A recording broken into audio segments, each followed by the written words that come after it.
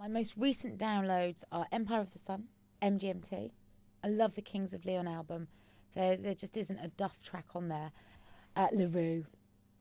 Really like LaRue. Like her even more now that I know her mum was Trudy from The Bill. Definitely want to go and check out some of them at the festivals this year.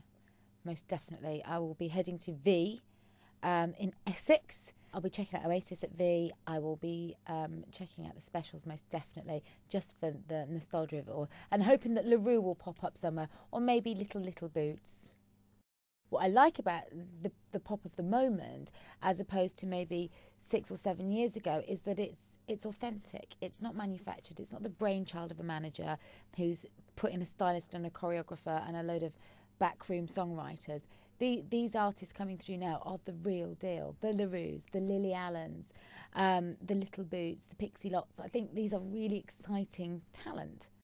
10 years ago, we were getting excited about Take That splitting up, and the Spice Girls exploding, and Oasis and Blur kind of fighting out. Blur are back this year. I really can't wait to see them live. I think they're one of the most important bands in modern pop history.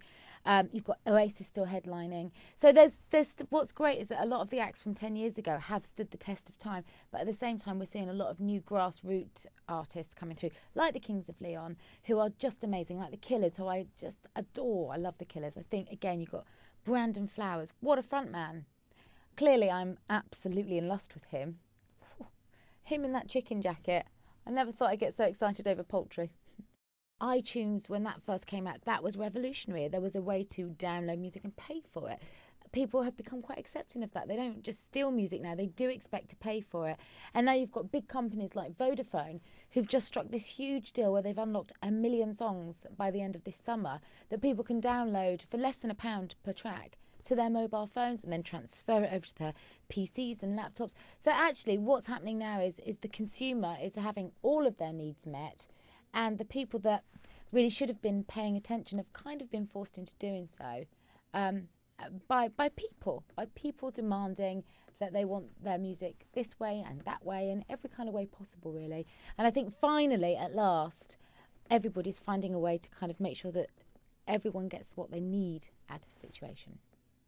You sort of know when the summer starts by the fact that Big Brother has arrived, and I can't bear all these whingers that say, oh, it's over and it should be off the air and it's 10 years old.